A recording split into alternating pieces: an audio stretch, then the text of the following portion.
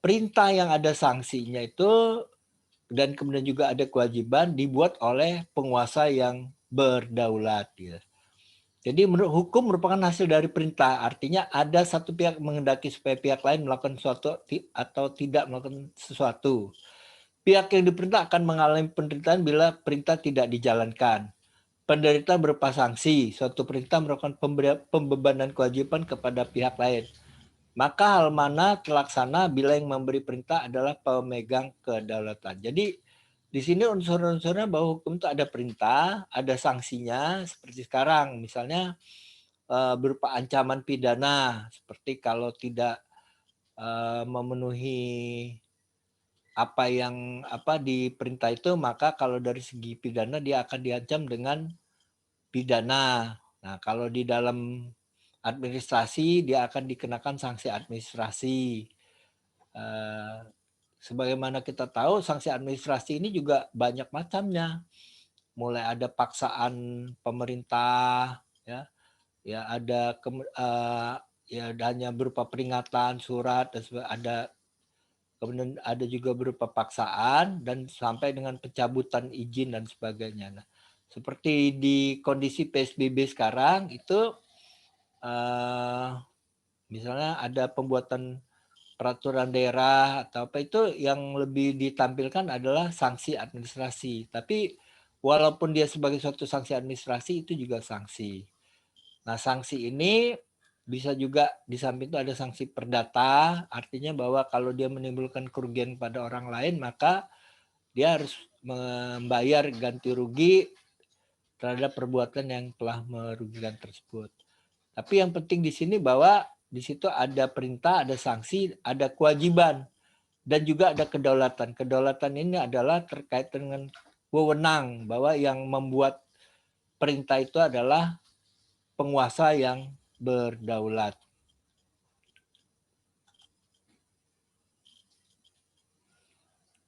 Ya, itu teori dari Austin. Mungkin kita sebelum kita melewatkan kepada teori yang berikutnya, mungkin sebaiknya kalau ada pertanyaan ataupun ada yang memberikan pendapat terkait dengan teorinya Austin ini, silakan untuk memberikan pendapatnya atau tanggapan atau apa sajalah, pokoknya yang penting kita mengkaji dari teori Austin ini yang memang masih banyak kelemahan-kelemahan yang ada dari teorinya, tapi ya paling tidak bahwa teori Austin ini menjadi suatu dasar bahwa khususnya dalam hukum pidana bahwa hukum itu adalah perintah yang ada sanksi dan ada kewajiban dan dibuat oleh penguasa yang berdaulat. Ya, sampai di sini silakan untuk langsung saja saya kira untuk bertanya. Ini untuk mute-nya mohon kepada pengelola S3 bisa dibuka dulu mute-nya sehingga bisa dapat bertanya. Ya, silakan.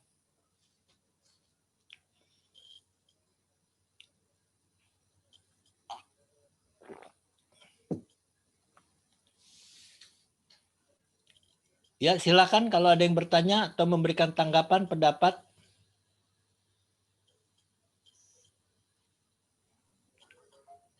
Izin Pak Edi. Ya, silakan Pak Wendy. Terima kasih Pak Edi. Selamat sore Pak Edi dan rekan-rekan sekalian.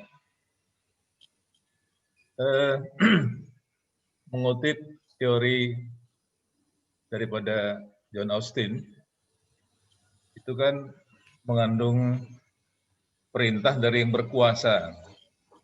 Kemudian tadi diberikan beberapa contoh bahwa dengan mengutip teori Austin itu, hukum dipahami hanya sebagai perintah dan sanksi, tapi mengabaikan keadilan. Begitu ya Pak Edi ya? Iya. Kemudian ini terjadi juga di bukan hanya di Indonesia, tapi juga secara internasional. Di Indonesia dicontohkan tadi adalah hukum yang mengatur tentang pemilu, di mana negara dalam hal itu penguasa itu bisa melakukan langkah yang sewenang-wenang dengan menggunakan hukum sebagai tamengnya.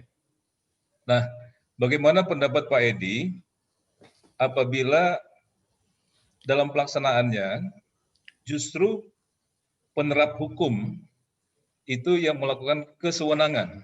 Saya ambil contoh misalnya, bahwa anak kandung daripada reformasi ini kan lembaganya itu KPK dan KPU. Dalam hal yang masih baru terjadi, dan ini fenomena ini terjadi di Lampung, KPU kemungkinan itu melakukan salah menafsirkan aturan, sehingga memberikan keputusan yang berdampak kepada hak konstitusional seorang calon atau pasangan calon. Nah, apakah salah menerjemahkan aturan ini juga dapat dikategorikan sebagai kejahatan, Pak Edi? Demikian Pak Edi, terima kasih. Ya, terima kasih. Mungkin sebelum saya berikan jawaban, kalau masih ada lagi yang bertanya atau boleh menanggapi apa yang disampaikan oleh Saudara Wendy Melpa, nggak apa-apa. Silakan. Baik Pak, Ya, silakan. Saya melihat teorinya Austin ini dalam perspektif dia lebih pada aliran positivistik, di mana melihat bahwa hukum itu hanya sebagai sebuah perintah dan larangan yang dibuat oleh lembaga yang berdaulat. Nah, maka ini sebenarnya menarik untuk dikaji dalam perspektif hukum adat, di mana pada kajian-kajian hukum adat, khususnya budaya lokal, beberapa budaya lokal yang pernah saya temui seperti di Baduy beberapa bulan yang lalu, bahwa pandangan Austin ini menurut saya ini sudah mulai tergeser. Kenapa? Karena hukum itu bukan hanya sebuah perintah dan larangan, tetapi ini adalah sebuah seperti pendapatnya Suryono Sukanto, ini ada sebuah religio magic, di mana keteladanan seorang pemimpin itu tanpa perlu ada perintah, larangan, dan sanksi, itu mereka sudah menaati sebuah aturan hukum. Ya, artinya bahwa kalau saya di sini melihatnya teori Austin itu adalah lebih kepada bagaimana hukum itu dilihat sebagai sebuah lembaga dan sebagai sebuah norma. Kalau tidak ada lembaga yang membuat, tidak ada norma, tidak ada perintah dan larangan, itu bukan hukum. Maka ini cenderung akan melahirkan sebuah pemikiran-pemikiran yang lehisme, artinya bahwa apa bunyi hukum, ya itu harus dijalankan. Padahal dalam perspektif penegakan hukum, justru disinilah memang hukum memberikan kepastian melalui norma-norma hukum yang ada. Namun tentunya kita sebagai masyarakat itu juga punya kewenangan untuk terutama pada hakim itu memiliki penalaran hukum untuk melakukan penemuan hukum terhadap satu peristiwa hukum, sehingga tanpa harus perintah dan larangannya itu ada jelas, tapi bukan berarti itu sebagai sebuah patokan. Artinya bahwa di dalam teorinya Austin itu tadi memang memberikan lebih kepada kepastian hukumnya, karena kita sebagai negara hukum, bahwa hukum sebagai sebuah perintah dan larangan, lalu kemudian ada sanksi. Namun ini justru ada side effect daripada pemikiran Austin ini tadi. Ini kadang-kadang cenderung menjadikan orang-orang lebih condong kepada apa bunyi aturan hukum itu harus dilaksanakan. Nah, kalau tadi Pak Wendy mengatakan tentang gimana nih kalau misalkan para pembuat hukum itu sendiri melakukan sebuah pelanggaran hukum terhadap bunyi-bunyi hukum itu sendiri.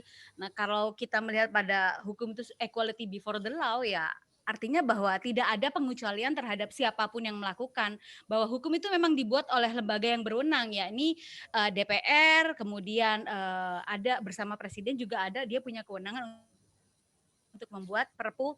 Tapi penegakan hukum dan hukum itu berlaku bagi siapapun tanpa melihat apakah dia yang membuat hukum itu sendiri ataukah dia masyarakat biasa. Itu mungkin hanya pendapat Pak dari saya. Terima kasih Elpa.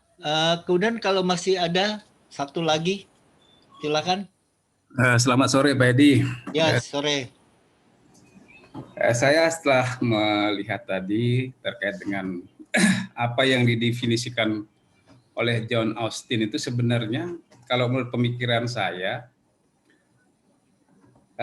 John Austin melihat hukum itu sebagai benda mati yang tertulis. Jadi tulisan mati.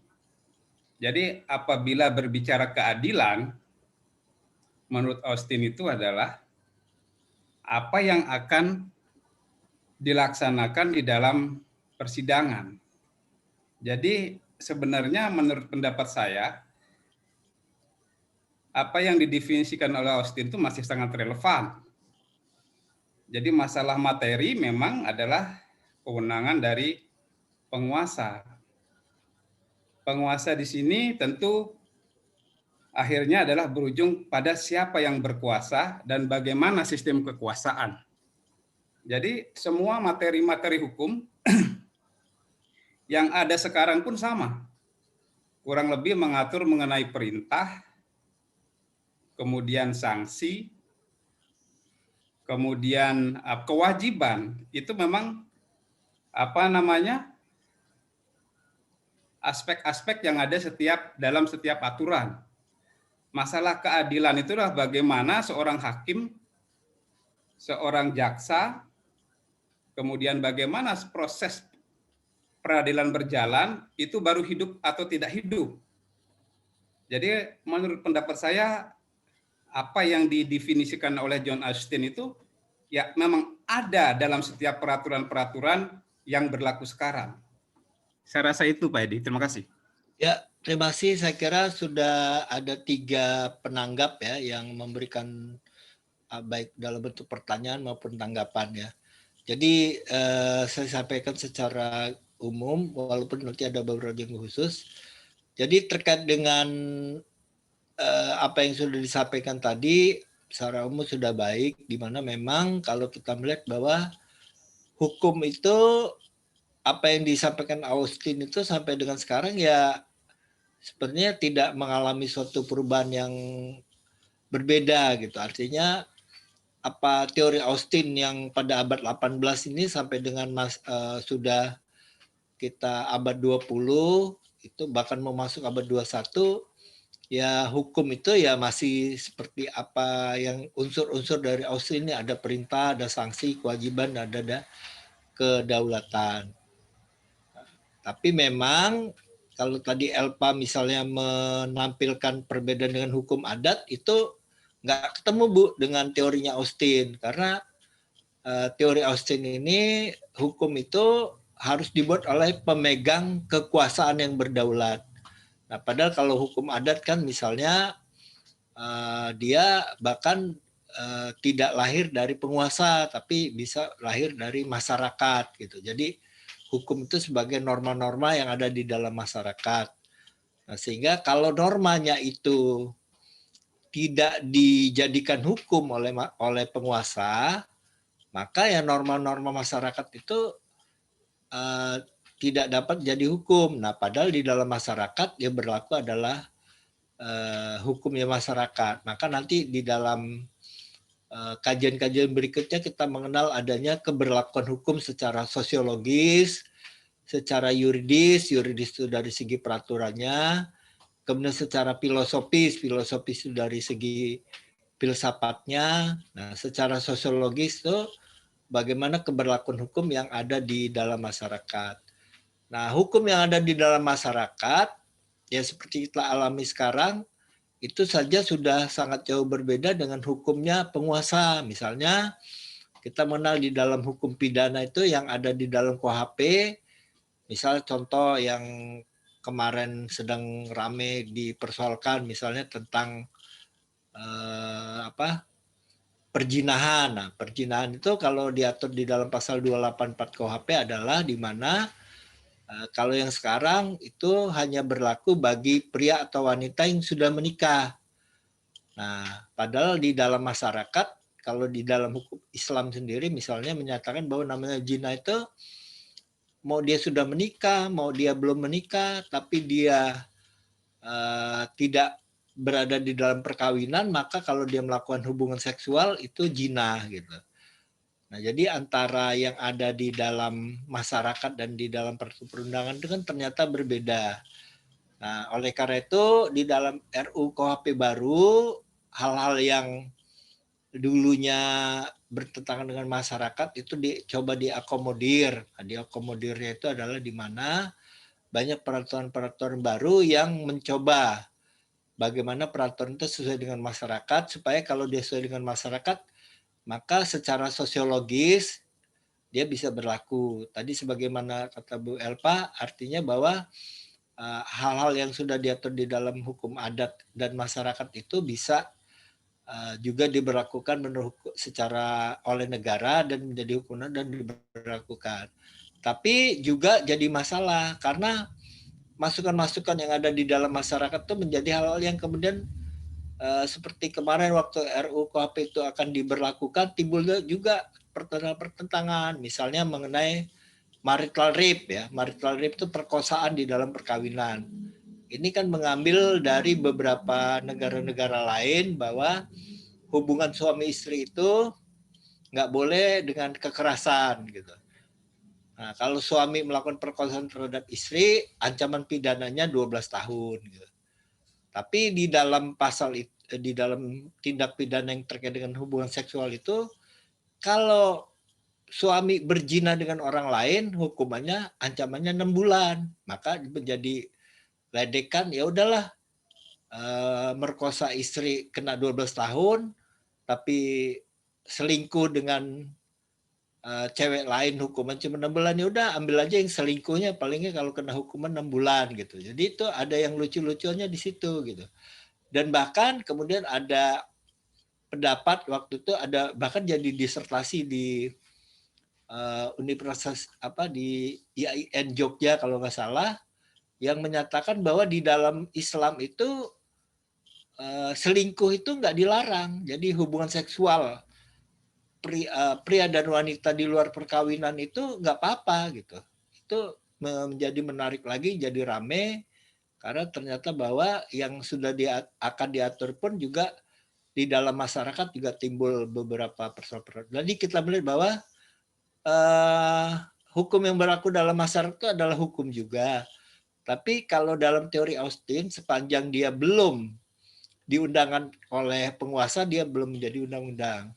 Dan menarik tadi juga disampaikan oleh Saudara Wendy Melpa, jadi saya kira ini apa yang dilakukan oleh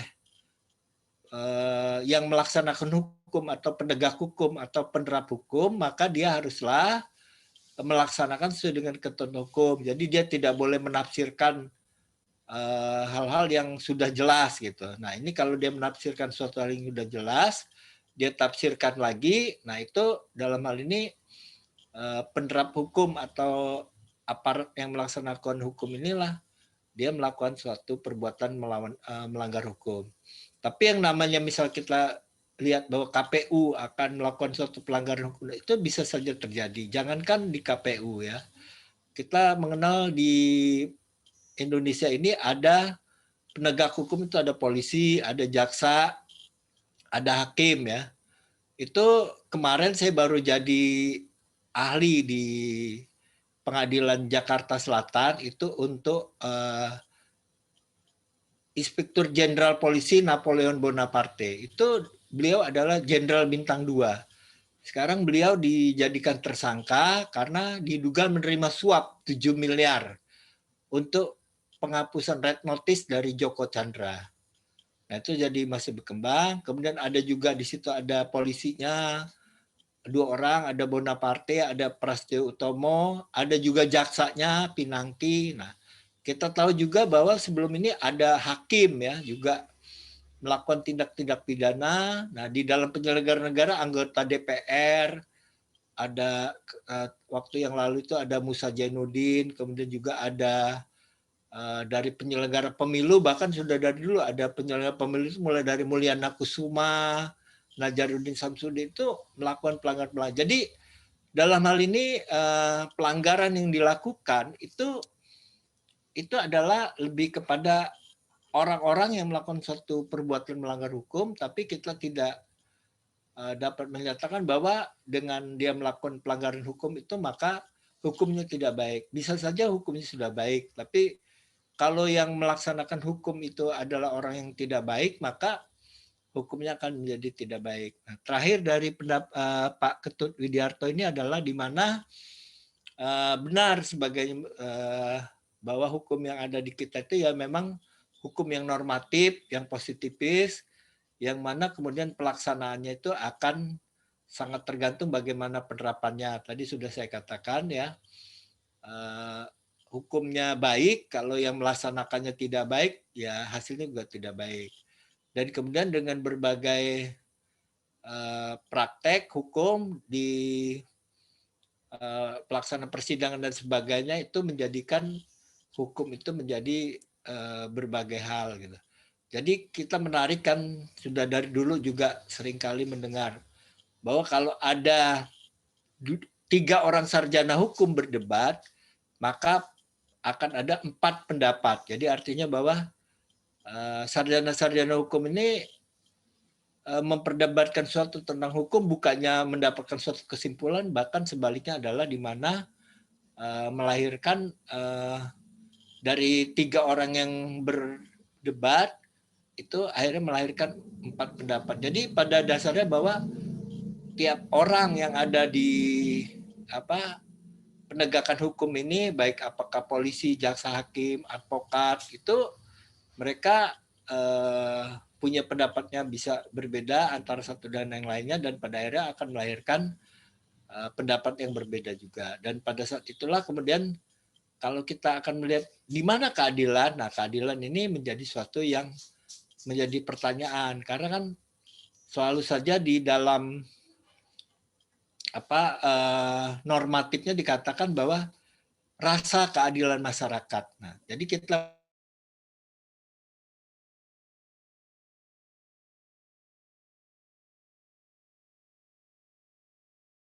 beberapa kajian misalnya bahwa keadilan yang dimiliki oleh orang-orang kaya itu beda dengan keadilan yang ada pada orang-orang miskin gitu. Jadi artinya bahwa ada keadilan yang artinya ukuran keadilan itu bisa berbeda-beda antara satu dengan yang lainnya. Nah, oleh karena itulah maka putusan pengadilan tuh kadangkala menjadi suatu hal yang selalu muncul perdebatan-perdebatan. Terakhir kita lihat misalnya kemarin ini kan ada putusan pengadilan terhadap Musa Jainuddin misalnya. Musa Jainuddin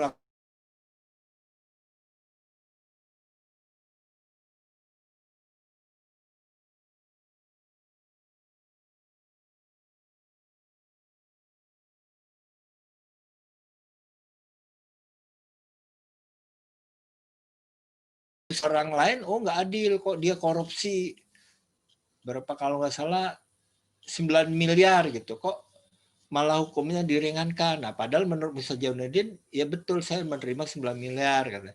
Tapi uang 9 miliar itu saya setor ke partai. Kata.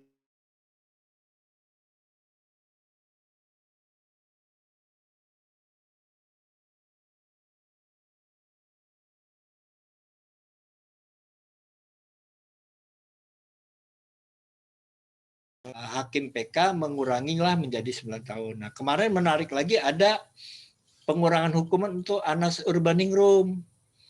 Anas Urbaningrum itu kalau nggak salah pidana 14 tahun.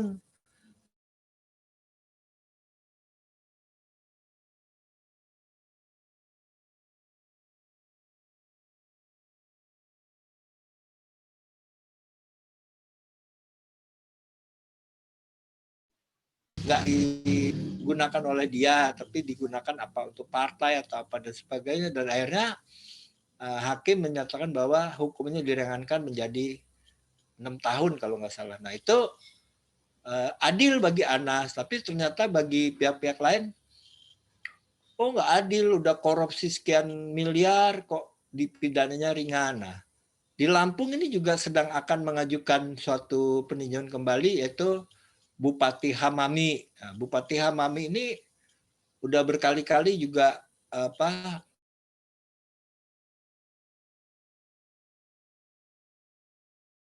karena putusan dia merasa nggak adil. Jadi Hamami ini korupsi yang kerugian keuangan negaranya cuma 300 juta.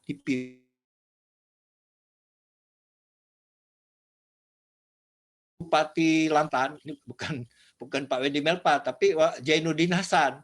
Jainuddin Hasan itu korupsinya 66 miliar. pidananya 12 tahun.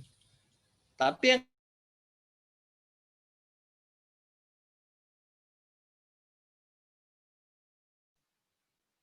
Izin Pak, suaranya sering hilang.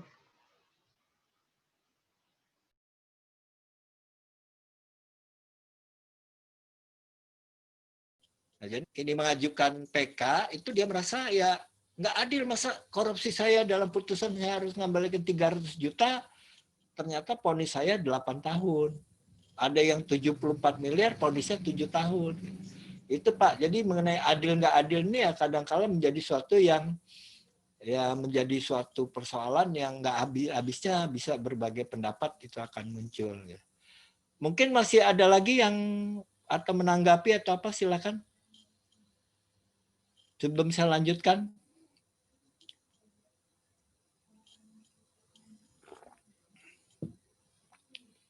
Masih ada tanggapan? Masih ada atau ingin bertanya atau apa?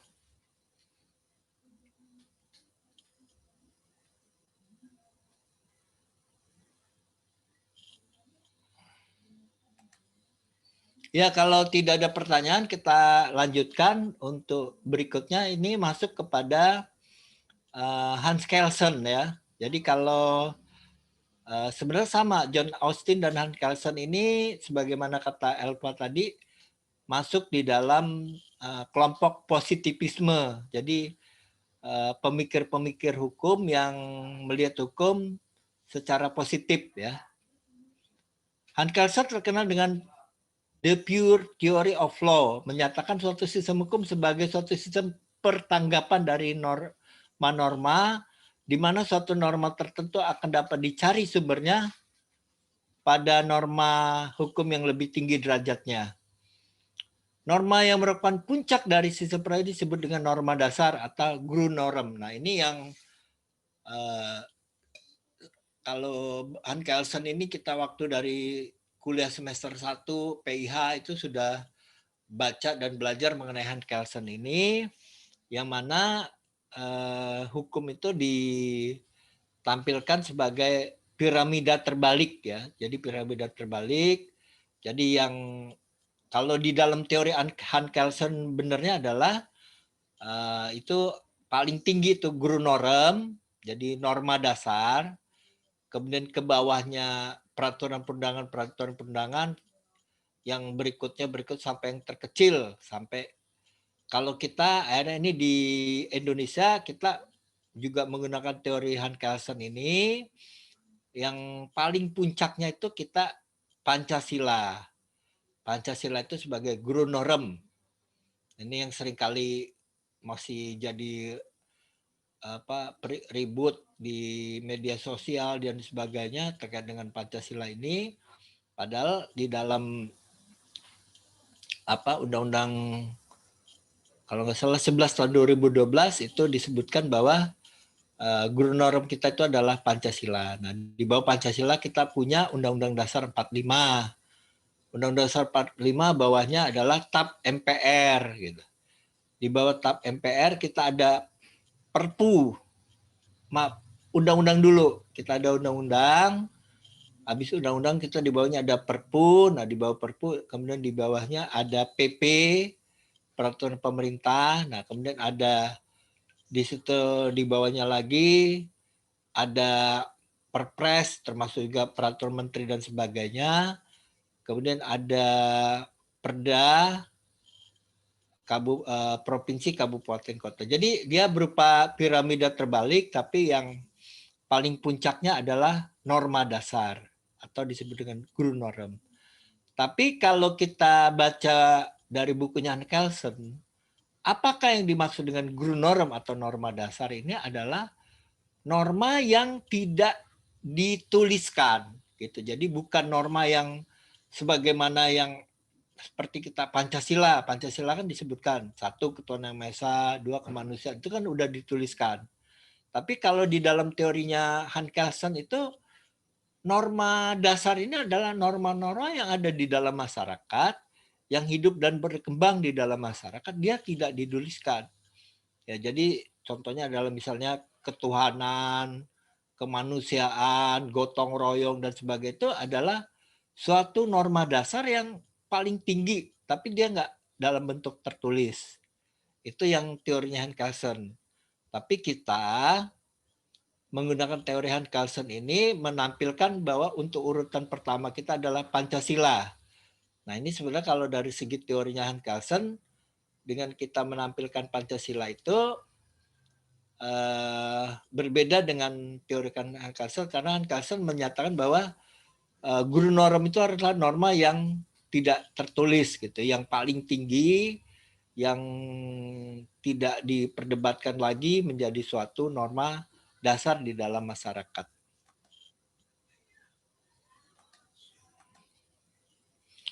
Menurut Kelsen, setiap sistem hukum adalah Superbau dari norma-norma.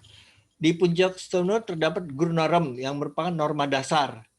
Dari keterlibatan tata hukum nasional, norma terdasar tidak dapat merupakan suatu norma hukum positif, hasil legislatif, karena hal itu merupakan hasil analisis cara berpikir yuridis. Jadi kalau di dalam teorinya Hans Kelsen, maka norma dasar itu adalah norma yang abstrak gitu, yang dia tidak boleh di dalam suatu bentuk yang tertulis, dialah menjadi norma dasar. Nah, kalau dia sudah menjadi tertulis, dia harus menjadi bukan guru norm, berarti dia norma di bawah guru norm tersebut. Jadi kalau ikutin teori dia murni, maka yang nomor satu itu adalah guru normnya. Guru normnya apa gitu, yang tidak tertulis. Tapi kemudian begitu kita menampilkan Pancasila sebagai suatu norma, maka Pancasila bukan guru norm kalau teori Kelsen. Tapi ya kita dengan menampilkan bahwa Pancasila itu sebagai guru norm, maka kita menggunakan tata hukum kita sendiri, bahwa Pancasila itulah sebagai sumber dari segala sumber hukum, Pancasila itu sebagai pandangan hidup, ya. Itulah kita gunakan Pancasila sebagai guru norm.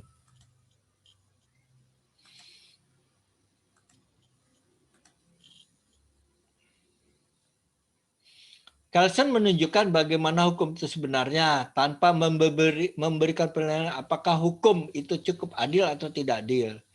Teorinya bertujuan untuk menunjukkan hukum positif, tetapi bukan apa yang merupakan hukum yang benar. Jadi hampir sama juga dengan Austin, tapi bedanya kalau di teorinya Kelsen ini adalah di mana dia membuat hierarki peraturan perundang-undangan mulai dari norma dasar sampai peraturan yang mendetail di bawahnya, tapi sama. Dia nggak penting apakah hukum itu adil atau tidak adil, nggak ada masalah. Yang penting itu adalah hukum. Jadi misalnya sebagai contoh, yang lalu diributkan tentang kalau di Indonesia ini adalah mengenai di mana pemerintah, yaitu dalam hal ini Mendagri, itu dia bisa mereview peraturan perundangan di bawahnya. Jadi misalnya ada peraturan wali kota, bupati, nah itu bisa direview oleh gubernur. Nah, peraturan gubernur juga bisa direview oleh Menteri Dalam Negeri. Jadi ada yang tidak adil itu bisa direview. Misalnya contoh, ada dulu beberapa daerah membuat perda tentang miras, yaitu di mana perda yang melarang nggak boleh ada miras gitu. Nah menurut pemerintah daerah itu perdanya adil karena memang dia nggak ingin bahwa di daerah itu ada miras gitu. Tapi begitu mengacu kepada undang-undang yang lebih tinggi, ada peraturan pemerintah dan sebagainya, di kalangan pemerintah miras itu bukannya dilarang, tapi dikendalikan. Artinya bahwa boleh ada miras, tapi cukup adanya di hotel-hotel, di kafe, atau di tempat-tempat tertentu. Tapi nggak boleh ada di masyarakat. Gitu. Jadi kalau ada perda yang tidak membolehkan, maka dia akan bertentangan dengan hukum yang di atasnya. Nah, begitu hukum itu dibuat, hukum itu menjadi hukum yang tidak adil. Karena menjadi hukum yang bukan hukum.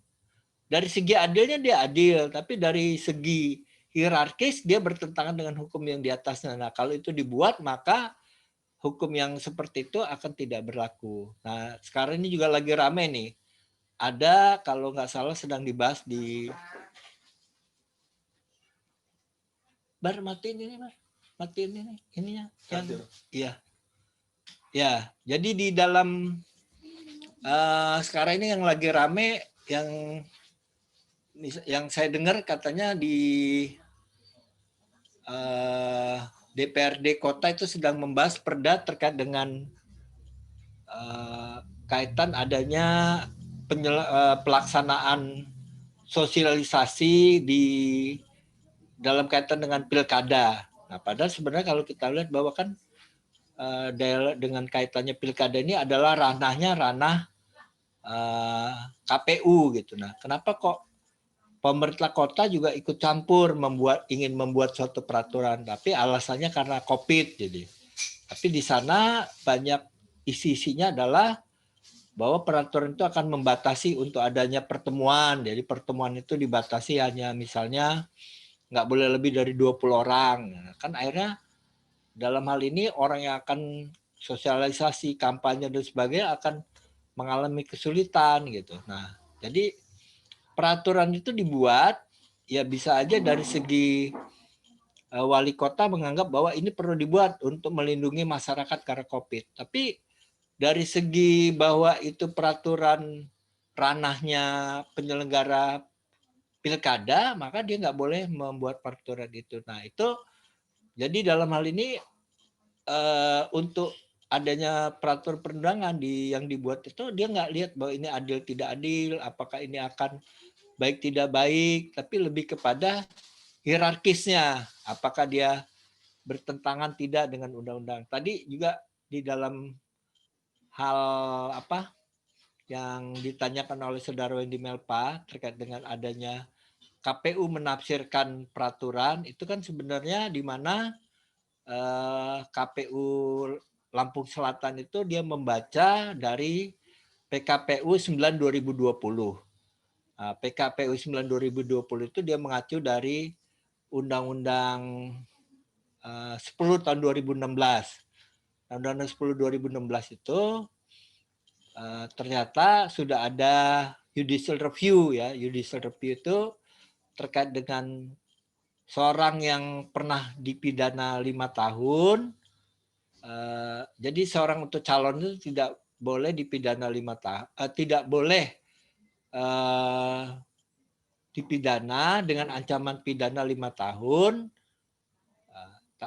Tapi kemudian di undang-undang itu sendiri itu sudah di judicial review dan akhirnya bunyi dari pasal itu konstitusional bersyarat di mana yang dia tidak pernah dipidana dengan 5 tahun, yaitu dengan dia menjalani pidana maksimal 5 tahun gitu. Nah, itu ternyata KPU Lampung Selatan dia tidak membaca dari putusan MK, tapi dia hanya didasarkan PKPU saja. Nah, padahal putusan MK itu setara dengan undang-undang, di mana dengan putusan MK itu harus dilaksanakanlah oleh penyelenggara negara. Nah, inilah yang kalau KPU hanya menggunakan PKPU tidak melihat pada bunyi undang-undang, maka dia tidak benar. Dia haruslah bahwa PKPU itu didasarkan pada undang-undang. Nah, dia harus menggunakan undang-undang yang lebih tinggi. Nah, jadi dalam teorinya Austin itu adalah di mana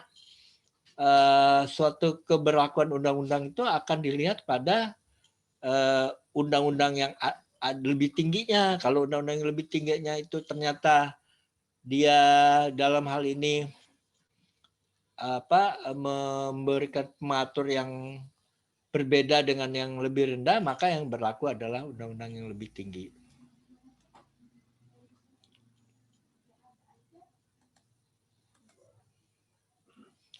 Ya, sampai di sini dulu. Ini ada 2, karena nanti untuk yang berikutnya itu lebih kepada kajian yang berbeda dengan positivisme. Positivisme ini lebih dari yang menyampaikan Austin dan Kelsen.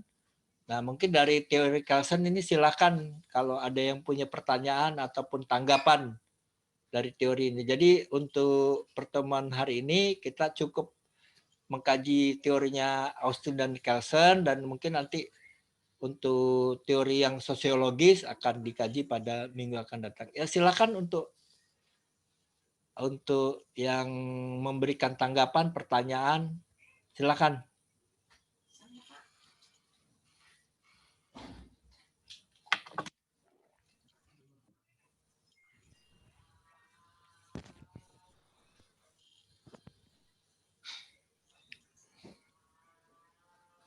Izin Pak, cuma ngasih tanggapan Ya, aja. ya, silakan Elpa. Ya.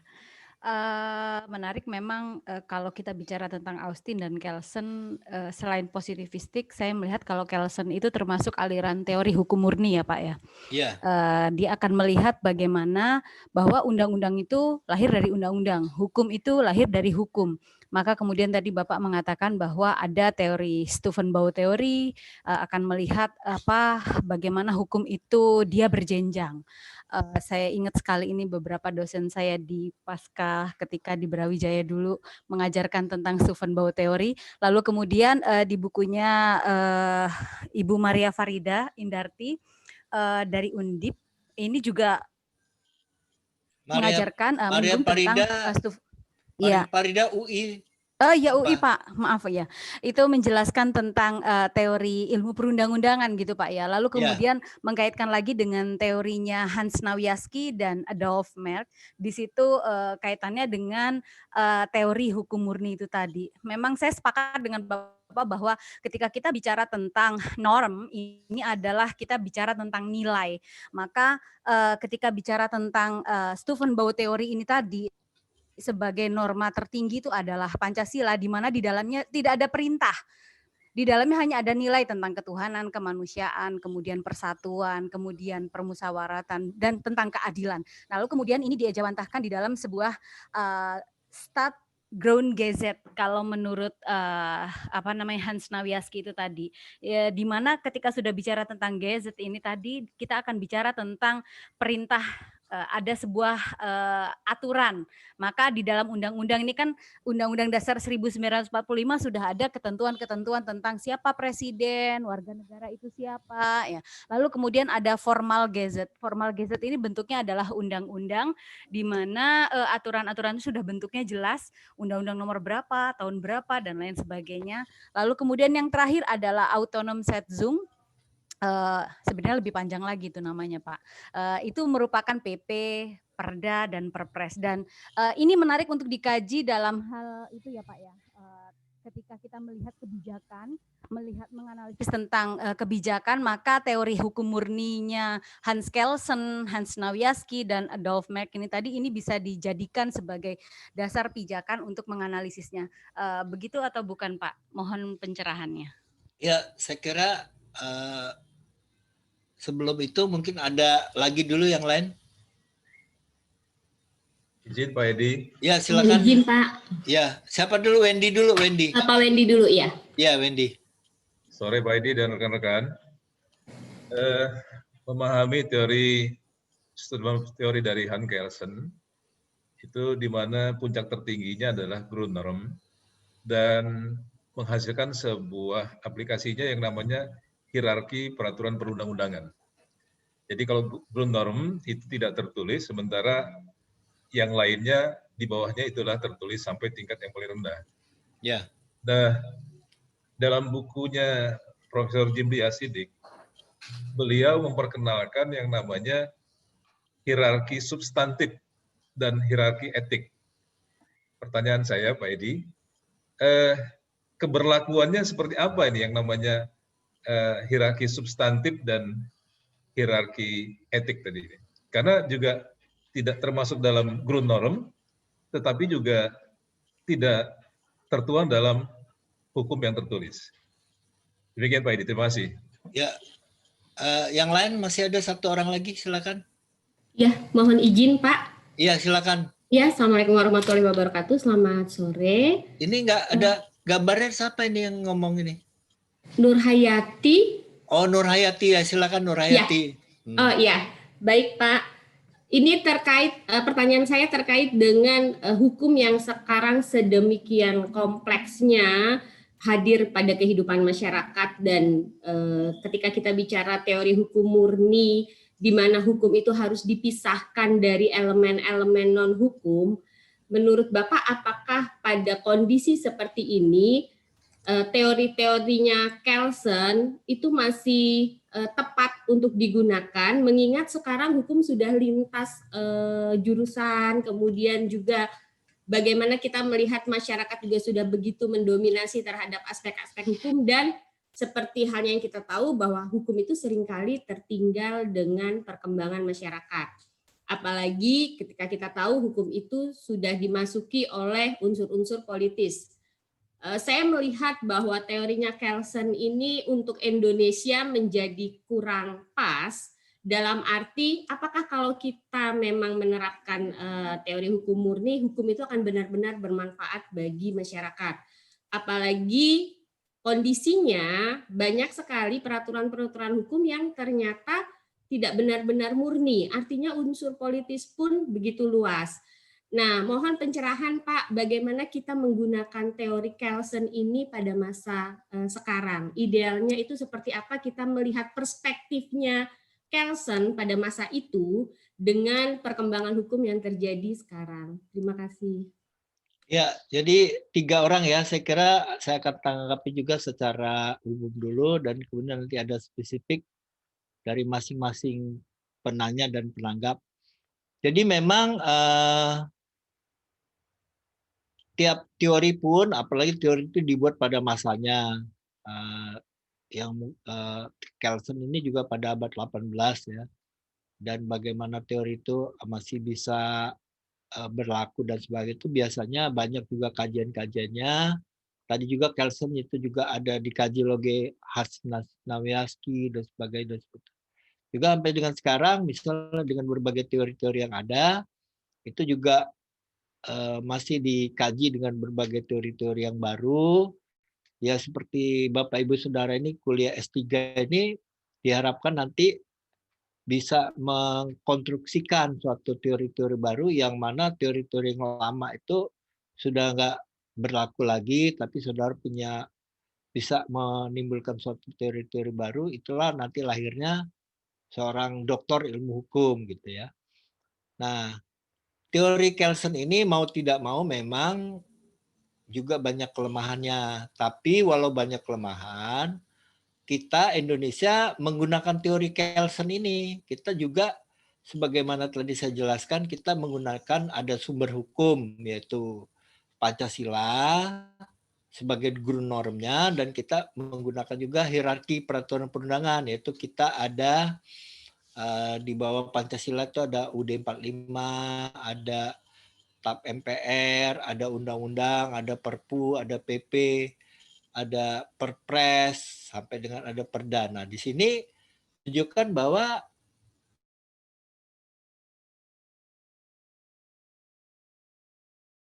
apakah undang-undang itu yang di atasnya ternyata tidak sesuai dengan undang-undang di bawahnya, ya itulah undang-undang yang berlaku gitu. Sehingga maka sampai dengan sekarang juga kan banyak diadakan judicial review dan sebagainya ke MK itu mengkaji bahwa undang-undang yang ada dibuat oleh penguasa itu ternyata dia banyak hal-hal yang dalam hal ini yang misalnya dikaitkan dengan undang-undang dasar dia masih ada pertentangan yang dibuat itu akhirnya maknanya dirubah dan diganti bertunggung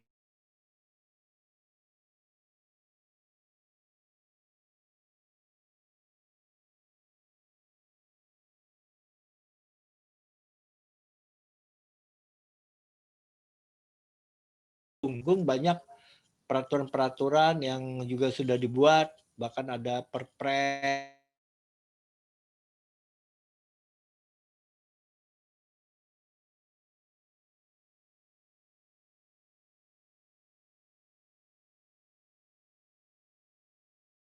yang terkait dengan pemilihan presiden. Nah, bayangkan, jadi PKU pemilihan presiden aja oleh Mahkamah Agung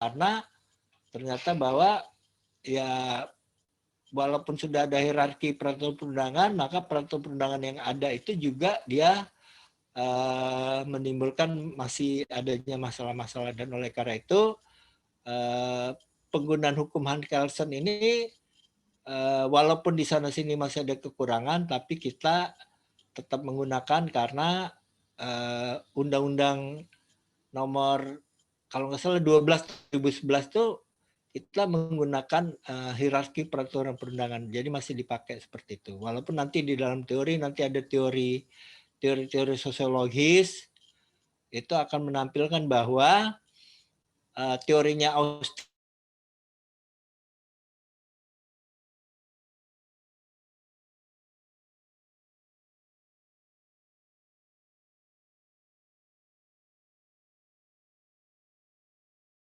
sampai kalau hanya dilihat bahwa hukum itu lebih kepada kalau Austin kan hukum yang dibuat oleh penguasa, kalau Kelsen hukum yang dibuat berdasarkan hierarki tadi. Nah ini walaupun dia pakai hierarki, ternyata bahwa menggunakan hierarki saja itu tidak akan dapat mewujudkan keadilan di dalam masyarakat gitu. Nah kemudian tadi dari apa yang disampaikan oleh Saudara Wendy Melpa, saya tidak banyak membaca bukunya Jimli Asidiki karena saya lebih fokus di dalam hukum pidana ya. Tapi di dalam kaitan itu mungkin ini benar atau tidak, kita tetap menggunakan bahwa hierarki peraturan perundangan itu digunakan gitu, dipakai gitu. Artinya kalau saya melihat sekarang itu bukan pada substansinya, tapi dari segi tata urut peraturan perundangan gitu. Jadi artinya bahwa apakah kalau di dalam hukum pidana misalnya, apakah undang-undang yang dibuat yang ada kemudian bagaimana PP-nya. Nah, PP-nya ini kemudian kalau dia tidak selaras dengan apa yang sudah ditentukan di dalam undang-undangnya, maka PP-nya ini tidak berlaku, tidak bisa dilaksanakan dan sebagainya gitu. Nah, yang celakanya kalau di dalam hukum pidana itu banyak sudah ada undang-undangnya, undang-undang sudah baru, PP-PP-nya masih yang lama-lama gitu. Mungkin juga di bidang pemerintahan daerah, tata negara sebagainya juga masih banyak begitu. Jadi PP-PP-nya masih menggunakan PP yang lama dan akibatnya pada waktu pelaksanaan itu menimbulkan masalah-masalah. Nah, padahal sebagaimana hierarki peraturan perundangan harusnya begitu ada undang-undangnya, ya peraturan pelaksanaan di bawahnya harus segera dibuat. Karena peraturan pelaksanaan di bawahnya inilah yang dia mengacu kepada undang-undang yang ada di atasnya. Nah, kalau itu dia peraturan di bawahnya masih menggunakan PP yang lama dan kemudian terjadi suatu pelanggaran, nah ini apakah PP yang lama ini bisa berlaku padahal ancamannya sudah menggunakan undang-undang yang baru. Inilah yang menimbulkan di dalam penerapannya berbeda-beda. Tapi terkait dengan apapun yang hierarki substantif dan etik itu mungkin pada lain kesempatan kalau saya udah cari bahannya bisa diberikan jawaban. Dan yang terakhir dari Elpa, saya kira Bu Elpa ini juga sudah sangat firm ya terkait dengan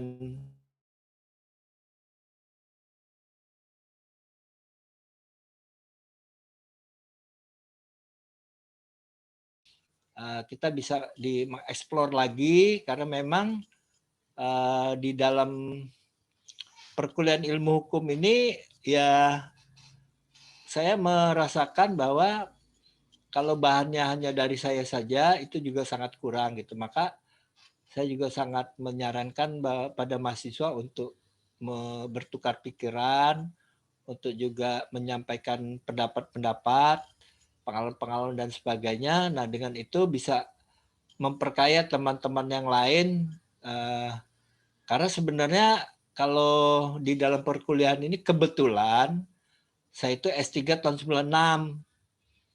S3 saya juga cukup lama. Jadi saya dulu di UI S3 96, baru tahun 2002 ujian disertasi. Jadi 6 tahun saya di UI. Nah, sampai sekarang 2002 sudah 2020 udah 18 tahun. Ini termasuk dokter yang kalau ada yang bilang sudah daluarsa gitu, udah kelamaan jadi dokternya, padahal yang di bawah junior saya seperti Pak Yuswanto itu junior saya dulu, baik S1 maupun S2, S3. Bahkan Pak Maron itu terakhir adalah yang uji disertasinya saya gitu. Tapi mereka sudah bisa guru besar, saya belum. Nah, itu kan menunjukkan bahwa disitulah bahwa mengenai ilmu ini bisa masing-masing ya ada yang kelebihan, ada kekurangannya. Nah, makanya dengan Bapak Ibu Saudara memberikan pendapat dan sebagainya, apalagi saya lihat misalnya salah satu contoh yang sudah saya sangat kenal nih Wendy Melpa, karena kebetulan dulu saya pembantu dekan 3, Wendy Melpa ini ketua senat. Kemudian saya dari dulu suka nulis di koran, nah sekarang Wendy Melpa juga ternyata suka nulis di koran. Bagi yang suka nulis di koran tuh saya senang, kenapa? Karena pengalaman saya sebagai penulis tuh saya dengan nulis saya banyak baca. Jadi kalau tulisan saya itu saya nggak banyak baca, tulisan saya itu kering gitu. Jadi seperti kalau kita baca juga tulisan Wendy Melpa, dia untuk nulis itu dia harus banyak baca. Nah, padahal di dalam ilmu ini sebenarnya cuma soal baca.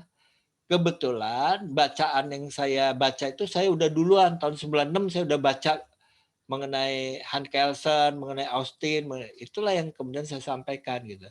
Tapi kalau soal kepintaran ya saya kira semua pinternya sama saja. Jadi artinya bahwa kebetulan saya dulu 96 sudah S3 dan jadi doktor. Bapak Ibu baru sekarang yang ikut kuliah program dokter. Tapi kalau soal pinternya saya kira sama saja. Jadi dengan Bu Elpa tadi memberikan juga banyak masukan dari perkuliahan ini, saya juga sangat senang.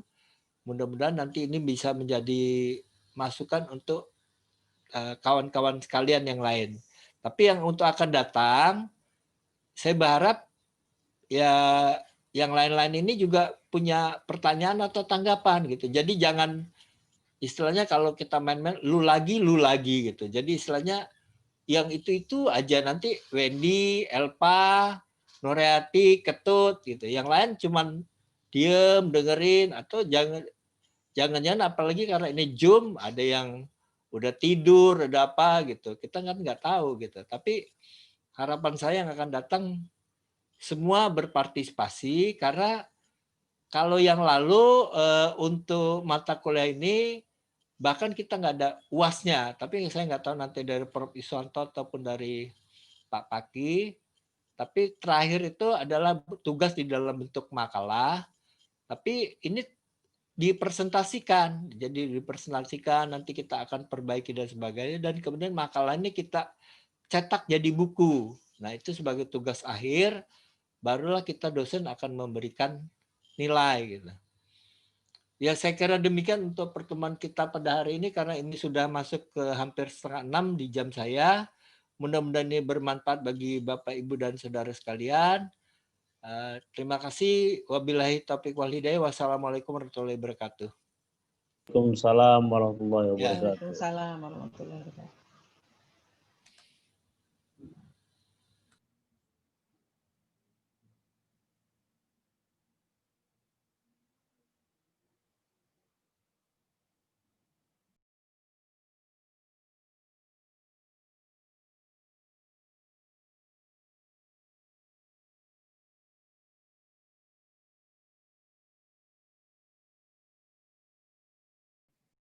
Selesai kan kuliahnya ya?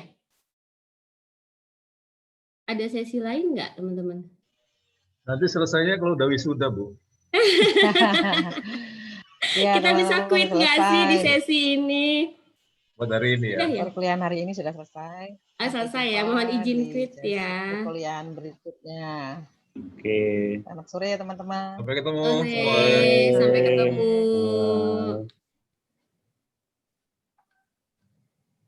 Assalamualaikum. Waalaikumsalam warahmatullahi wabarakatuh. Hmm.